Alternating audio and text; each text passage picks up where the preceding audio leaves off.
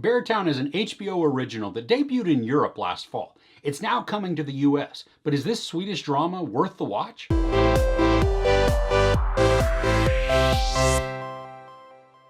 Hockey is the last beacon of hope in Beartown, and the success of the junior ice hockey team leads to a violent act that shatters the town. First, I want to say thank you to HBO for letting me screen this series early. I've watched it all just to see how it pans out, but I'll be bringing you spoiler-free reviews of each episode as they release. This HBO original is based on the novel by Fredrik Backman.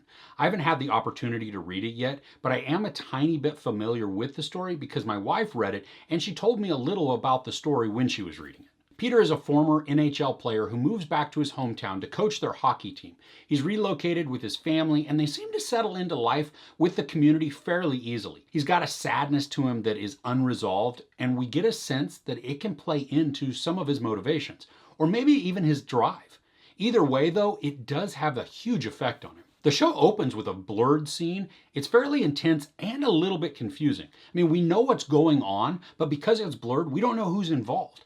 And what we also know is that some sort of mystery is about to unfold. We can feel the dynamic of the town right from the start. I mean, hockey is super important, and so much so that some of the financial well-being of Beartown rises and falls with the success of their hockey program. I really get the feeling that hockey is to Beartown like football is to pretty much any town in Texas. It's a big deal, and you better be on board. Now, I was worried that I'd have to be into sports, and especially hockey, to get into this series. And I mean, yes, there are a lot of scenes with the game or even practices that are the focus. But you don't really need to know anything about hockey at all. During this episode, even while seeing the action going on the ice, we're learning about the players and these teenage boys who love the sport and they are fiercely competitive. This is also kind of a Mighty Ducks scenario, without the comedy, of course.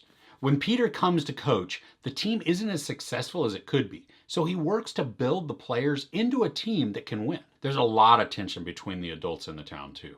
I mean, Peter, having come home to where he grew up, is known by a lot of people, and he's not always loved by all of them. There's definitely history, and we get the sense that it is not all smiles and hugs. I like the conversations that happened because they really let us into the minds of the townspeople. We get to see what they hold dear, what their tempers are like, and how they view Peter and his role with the team. This tension that we see between the adults also sets up a lot of the tone with the series.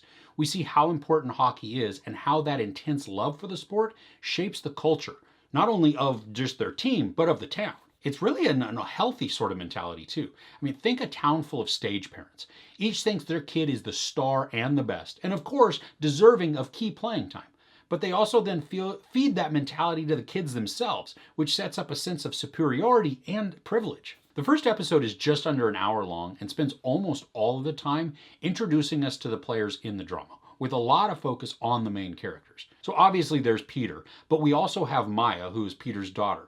She's roughly the same age as the boys on the team, and she's quiet but friendly, and she looks like she makes friends pretty easily. There's Kevin, the star player on the team. He's got the most talent and he works the hardest, and that is not unnoticed by Peter. Another teammate is Benji. He's Kevin's best friend and a fairly decent player on the team, but he doesn't appear to be fully invested in the sport. I mean, maybe he's just playing out of obligation or even boredom. There's also Matt. He's Kevin's dad, but also a former teammate of Peter's. Whoa, there's definitely some history between them, and we don't get the sense that it's a good history at all. The dynamic between Peter and Mads is also important because Mads is a wealthy sponsor of the town's team. So with that amount of financial contribution, obviously comes a great deal of influence, and that influence is what creates a lot of the story conflict. This conflict between the two also comes into play when it comes to Kevin. I'm not sure I'd call it a power play, but there are definitely scenarios that have to do with how Kevin is treated by each of the men in his life. The setting for the town, at least in what we get to see, is kind of remote and it's covered in snow. I mean, watching this show made me very cold, but you also get a sense of the toughness of the people that live there. And they endure the freezing temperatures like it's no big deal. But they also don't seem to have many distractions from the cold, other than work and hockey, which again goes to reinforce the importance of the sport to the town. Now, aside from the opening scene, there's not much mystery that comes into this episode. This one is really all about the character development and introducing us to the town.